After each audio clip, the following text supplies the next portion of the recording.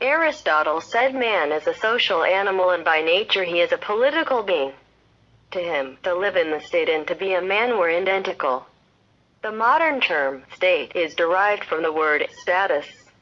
It was Niccolo Machiavelli, 1469 to 1527, who first used the term state in his writings. His important work is titled as Prince. The state is the highest form of human association.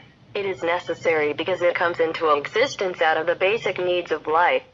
It continues to remain for the sake of good life.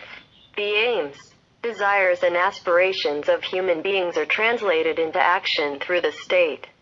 Though the state is a necessary institution, no two writers agree on its definition. To Woodrow Wilson, state is a people organized for law within a definite territory. Aristotle defined the state as union of families and villages having for its end a perfect and self-sufficing life, by which it meant a happy and honorable life.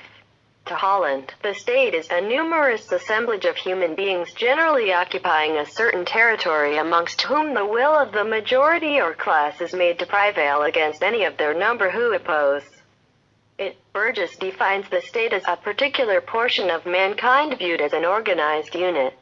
According to Sidgwick, state is a combination or association of persons in the form of government and governed and united together into a politically organized people of a definite territory. According to Garner, state is a community of people occupying a definite form of territory free of external control and possessing an organized government to which people show habitual obedience. Professor Lasky defines state as a territorial society divided into government and subjects whose relationships are determined by the exercise of supreme coercive power. From the above definitions, it is clear that the following are the elements of the state. Physical bases of the state are population and territory. Political bases of the state are government and sovereignty. Population, it is the people who make the state. Population is essential for the state. Greek thinkers were of the view that the population should neither be too big nor too small. According to Plato, the ideal number would be 5040. According to Aristotle, the number should be neither too large nor too small. It should be large enough to be self-sufficing and small enough to be well governed. Rousseau determined 10,000 to be an ideal number for a state. Greek thinkers like Plato and Aristotle thinking on the number was based on small city-states like Athens and Sparta. Modern states vary in population. Territory. There can be no state without a fixed territory. People need territory to live and organize themselves socially and politically. It may be remembered that the territory of the state includes land, water and air, space. The modern states differ in their sizes. Territory is necessary for citizenship. As in the case of population, no definite size with regard to extent of area of the state can be fixed. There are small and big states. In the words of Professor Eliot, territorial sovereignty or the superiority of state overall within its boundaries and complete freedom from external control has been a fundamental principle of the modern state life. Government. Government is the third element of the state. There can be no state without government. Government is the working agency of the state.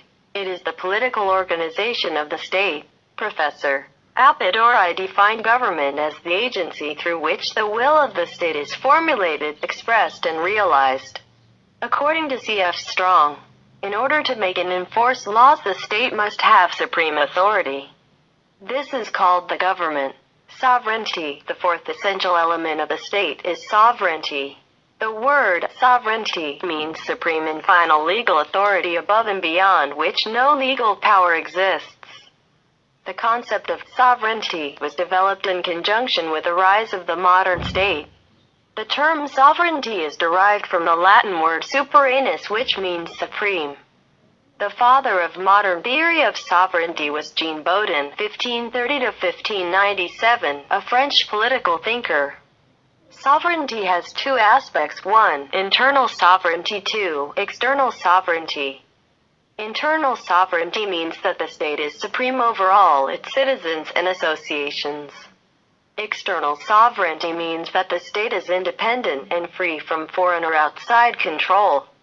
According to Harold J. Lasky, it is by possession of sovereignty that the state is distinguished from all other forms of human association.